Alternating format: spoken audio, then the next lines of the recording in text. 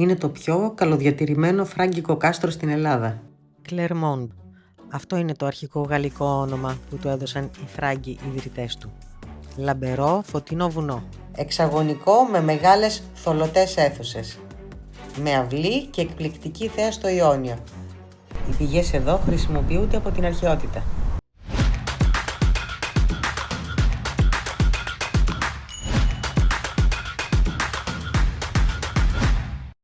Καλή σας μέρα. Ελπίζω να είστε όλοι καλά. Σήμερα, οδηγώντας μέσα από ένα καταπράσινο πέρασμα, ο δρόμος με οδηγεί σε ένα τόπο όπου η φύση συναντά την ιστορία. Φτάσαμε στα αρχαία Λουτρά Κιλίνης. Εδώ, σύμφωνα με τη μυθολογία, στα γύρω σπήλαια ζούσαν οι ανιγρίδες νύμφες και θεράπευαν τους ανθρώπους στα ιαματικά νερά. Είναι πολύ έντονη η μυρωδιά από το Φιάφι. Οι πηγές εδώ χρησιμοποιούνται από την αρχαιότητα. Οι αρχαίοι Έλληνες γνώριζαν τις θεραπευτικές ιδιότητες των πηγών εδώ.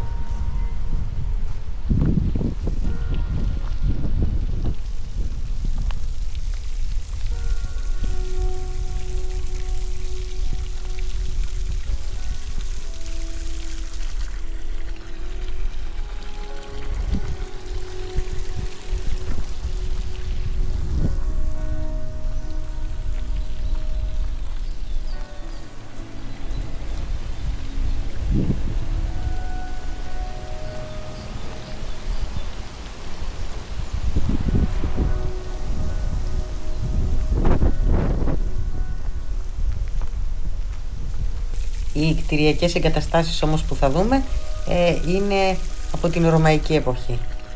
Οι Ρωμαίοι λάτρευαν τις θέρμες, τα λουτρά, και γι' αυτό εδώ είχαν φτιάξει το σπα της εποχής.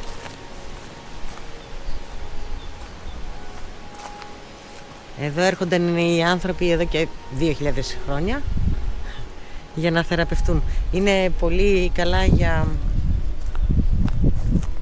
αναπνευστικά και για δερματικές παθήσεις.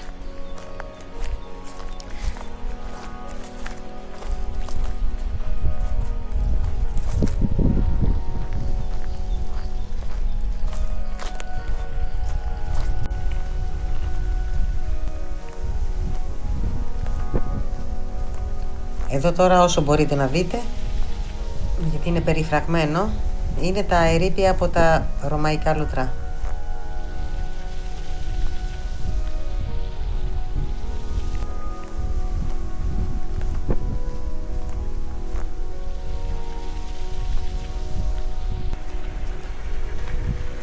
Τα λουτρά βρίσκονται μέσα σε ένα δάσος από ευκάλυπτους.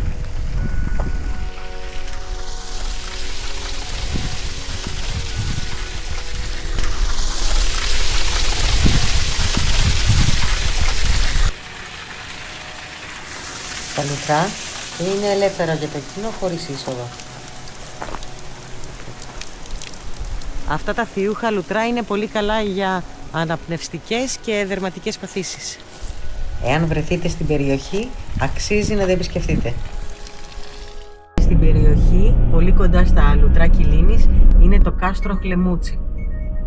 Είναι από τα πιο καλοδιατηρημένα κάστρα που υπάρχουν στην Ελλάδα. Είναι εντυπωσιακό. 6 χιλιόμετρα μόνο μακριά και θα πρέπει να το επισκεφτείτε. Είναι πραγματικά αξιοθαύμαστο.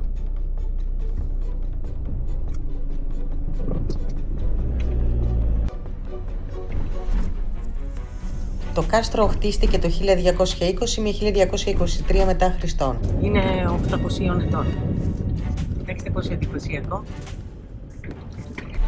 Με την τέταρτη σταυροφορία, 2 σταυροφόροι, ο Γουλιέλμος και ο Γοδεφρίδος, κατέκτησαν την Πελοπόννησο και ίδρυσαν το πριγκιπάτο του Μορέως. Οι Φράγκοι έχτισαν πολλά κάστρα στο Μοριά τότε. Το πιο επιβλητικό ήταν το κάστρο Χλεμούτσι. Οικοδομήθηκε από τον Γοδεφρίδο τον Α, Βιλεαρδουίνο, τον ηγεμόνα του πριγκιπάτου της Αχαΐας. Ήταν το ισχυρότερο φρούριο του πριγκιπάτου της Αχαΐας. Χτίστηκε στην κορυφή του λόφου για να προστατεύει την πρωτεύουσα Ανδραβίδα και το φημισμένο λιμάνι της Γλαρέτζας. Δυστυχώς δεν το πρόλαβα ανοιχτό το κάστρο, αλλά πάμε να δούμε λίγο μέσα από την πύλη.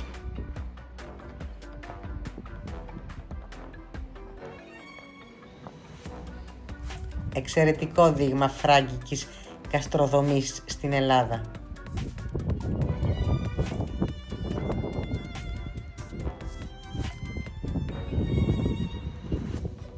Αν και το πέτυχα κλειστό το κάστρο και δεν μπόρεσα να περιηγηθώ στο εσωτερικό του, η θέα από ψηλά μας αποζημιώνει με το παραπάνω.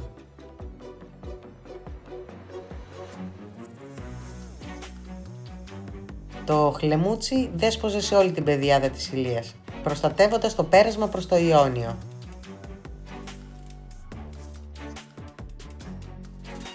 Αποτελείται από δύο περιβόλους, ένα εξωτερικό μεγάλου μεγέθους και έναν εσωτερικό.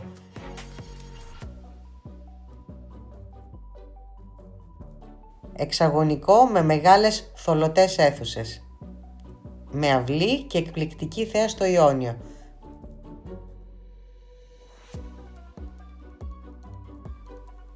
Μέχρι τη Ζάκυνθο και την Κεφαλονιά έχει θέα. Κλερμόντ.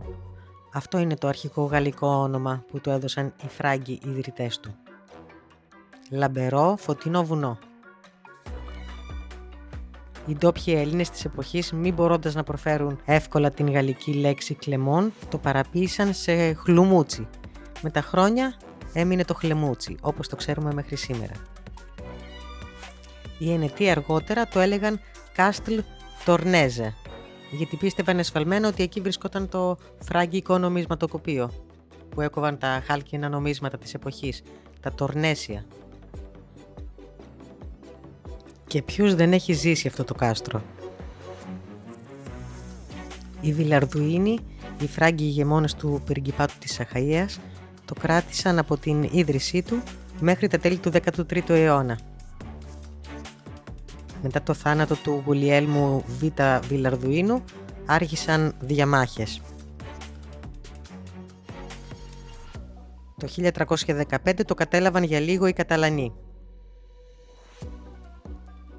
Στις αρχές του 15ου αιώνα πέρασε στα χέρια του Κάρολου Τόκου, του πρώτου, Φράγκου κόμη της Κεφαλονιάς και της Ζακίνθου και δεσπότη της Υπήρου.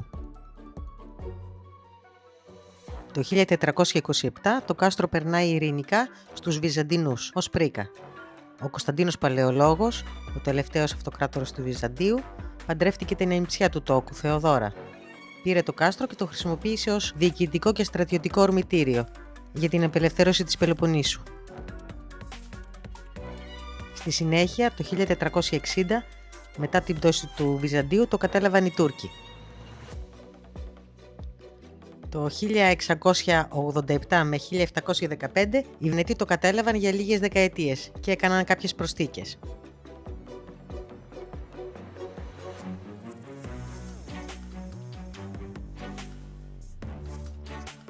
Με την Επανάσταση του 1821 οι Έλληνες προσπάθησαν να το καταλάβουν.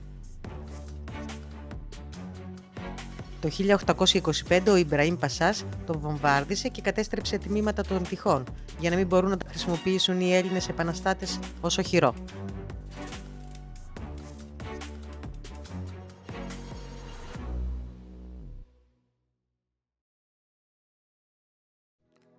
Μετά την Επανάσταση του 1821 και τις ζημιές από τον Ιμπραήμ, το Χλεμούτσι πέρασε στην ησυχία της ιστορίας. Σήμερα αναστηλωμένο και επιβλητικό, στέκει ως το πιο καλοδιατηρημένο φράγκικο κάστρο της Ελλάδας. Μας θυμίζει μια εποχή όπου οι πότες, πρίγκιπες και αυτοκράτορες διεκδικούσαν αυτό το πέρασμα στο Ιόνιο. Σήμερα, στον εσωτερικό του περίβολο, λειτουργεί μόνιμη αρχαιολογική έκθεση με ευρήματα από την εποχή της Φραγκοκρατίας στη Πελοπόννησο.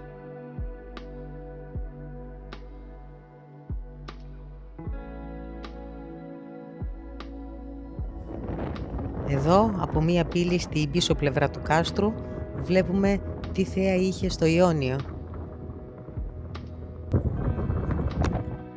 Δυστυχώς, όπως σας είπα, δεν πέτυχα την πόρτα ανοιχτή για να μπω στο εσωτερικό του. Αλλά ειλικρινά η βόλτα με τον ντρόνο από ψηλά μας αποζημίωσε με το παραπάνω. Αυτό ήταν λοιπόν το ταξίδι μας σήμερα. Από τα ιαματικά νερά και το δάσος με τους ευκάλυπτους μέχρι την κορυφή του λόφου στο Κλεμούτσι. Ελπίζω να ταξιδέψετε μαζί μου και να σας άρεσε αυτή η βόλτα στο χρόνο. Αν σας άρεσε το βίντεο, κάντε ένα like, γράψτε μου στα σχόλια αν έχετε επισκεφτεί το κάστρο και κάντε εγγραφή για να μην χάσετε καμία από τις επόμενες διαδρομές μας. Μέχρι τον επόμενο προορισμό, να είστε καλά.